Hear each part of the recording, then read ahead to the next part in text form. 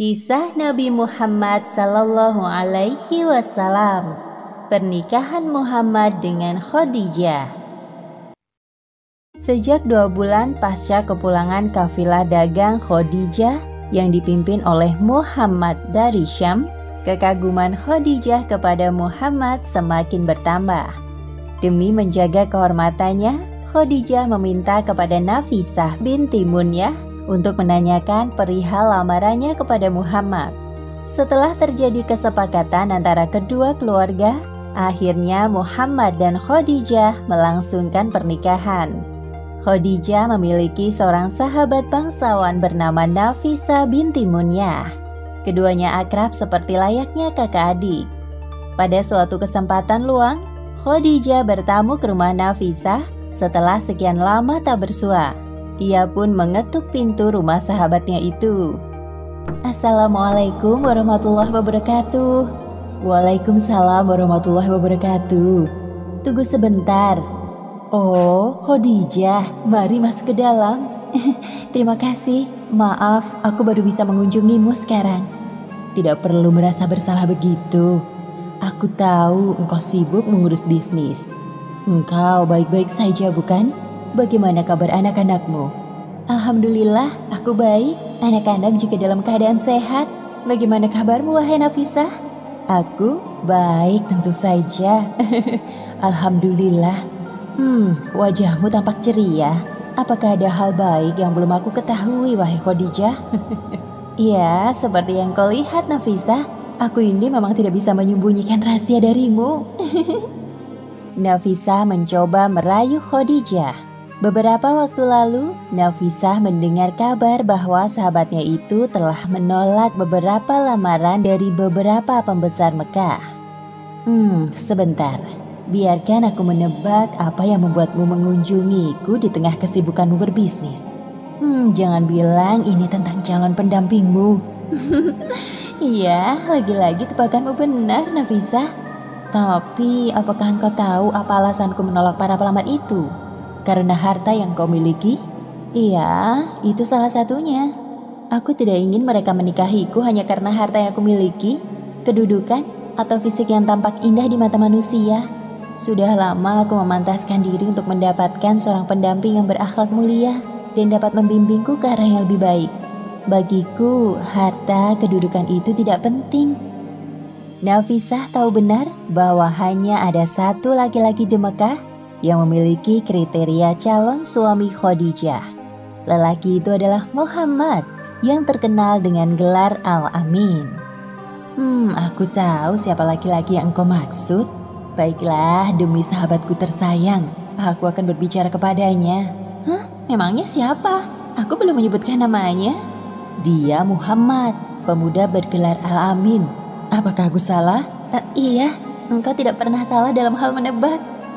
Terima kasih banyak, wahai Nafisah, sahabatku.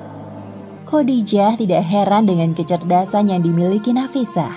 Selain cerdik, Nafisah juga dapat dipercaya. Hal itulah yang mendasari Khadijah meminta bantuan kepadanya. Selepas Khadijah berpamitan, Nafisah merasa sangat bahagia. Ia tak sabar untuk melancarkan aksinya. Hanya satu harapannya, agar sahabatnya dapat berjodoh dengan Muhammad. Ya Allah, mudahkanlah urusan Khadijah dan Muhammad apabila mereka benar-benar berjodoh. Keesokan harinya, Nafisah pergi ke sekitaran Ka'bah untuk menemui Muhammad. Ia menunggu sampai Muhammad selesai beribadah. Assalamualaikum. Apakah aku bisa berbicara sebentar denganmu, wahai Muhammad? Ada hal penting yang ingin aku tanyakan. Waalaikumsalam warahmatullahi wabarakatuh. Ya, silahkan. Terima kasih atas waktumu, wahai Muhammad. Sebelumnya perkenalkan, namaku Nafisah. Langsung saja ya, ada beberapa hal yang ingin aku tanyakan kepadamu terkait pernikahan. Pernikahan? Muhammad tidak menyangka bahwa perempuan yang baru ditemuinya ini ingin membicarakan soal pernikahan. Apakah engkau tidak keberatan? Aku hanya ingin tahu pendapatmu soal ini. Apa yang ingin engkau ketahui, wahai Nafisah? Apa yang menghalangimu untuk menikah? Maksudku, engkau pasti ingin menikah seperti para pemuda lain. Tapi kenapa tidak engkau segerakan? Aku belum mampu untuk menikah, wahai Nafisah. Kehidupanku miskin. Jika biaya keperluan pernikahan sudah ditanggung dan pasanganmu adalah seorang wanita cantik, kaya, mulia, yang sepertinya cocok denganmu, maukah engkau menikahinya, wahai Muhammad? Siapa wanita yang engkau maksud itu? Khadijah binti Khuwailid, sahabatku. Sayyidah Khadijah? Mana mungkin beliau mau menikah denganku? Itu bukan kemungkinan, namun sebuah permintaan. Apakah ini semacam lamaran?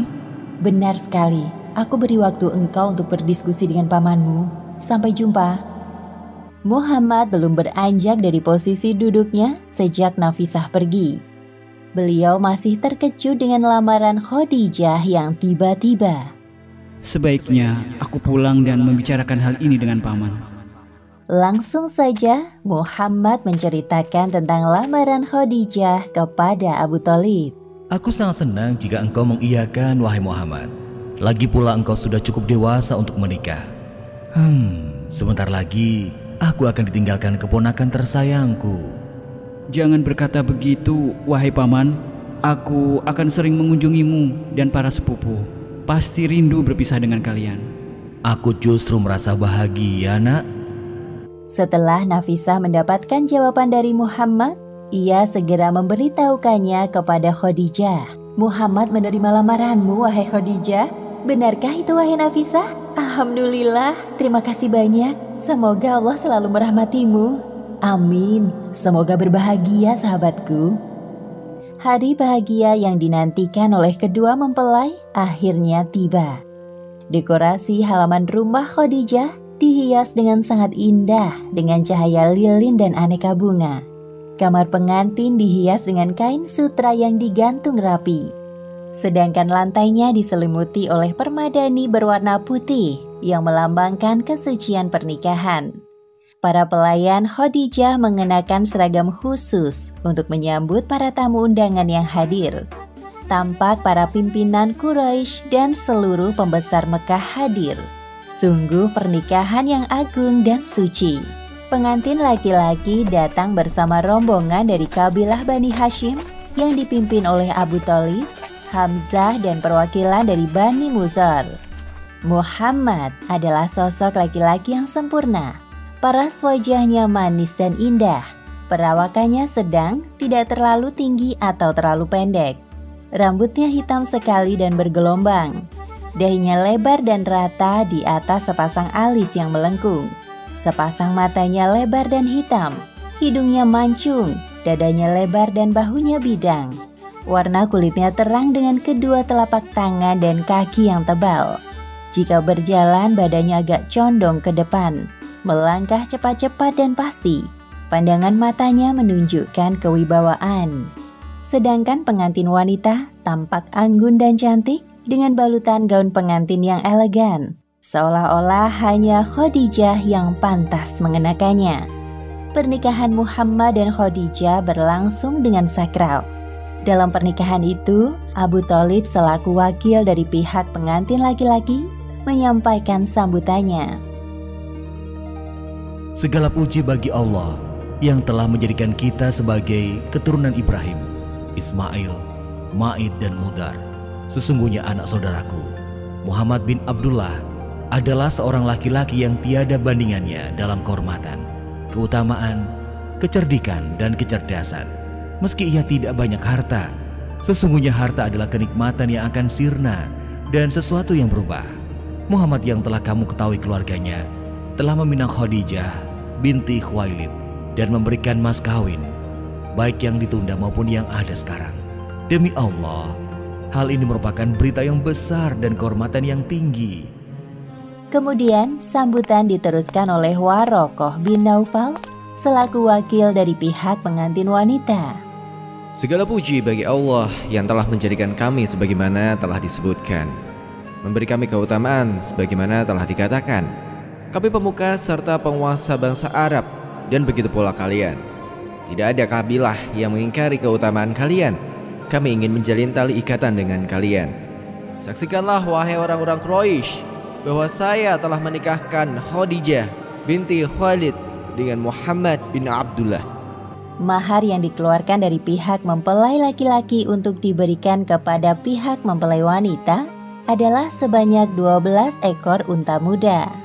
Penduduk Mekah tidak memandang pernikahan Muhammad, seorang lelaki miskin, dengan Khadijah, wanita berkedudukan tinggi penuh harta, berdasarkan status sosial mereka. Melainkan mereka beranggapan bahwa keduanya adalah pasangan ideal yang mengharumkan nama suku Quraisy. Bahkan mereka sangat menantikan lahirnya keturunan yang baik dari rahim Khadijah. Khadijah diharapkan menjadi seorang istri yang selalu mendukung suaminya dengan penuh kasih sayang dan harta yang dimiliki. Sebaliknya, Muhammad sebagai seorang suami akan membimbing istrinya dengan bijak menuju keluarga yang sakinah dan mawaddah. Hal itulah yang diharapkan dari keluarga besar dari kedua belah pihak. Demikianlah kisah pernikahan Muhammad dan Khadijah. Hikmah yang dapat kita ambil dari kisah ini adalah jangan khawatir perihal jodoh, karena Allah Subhanahu wa Ta'ala telah menciptakan laki-laki dan perempuan secara berpasang-pasangan dan menjamin keberadaannya sesuai cerminan diri kita. Jadi tugas kita sebagai manusia adalah terus memantaskan diri menjadi hamba yang bertakwa. Wallahu a'lam bishawab.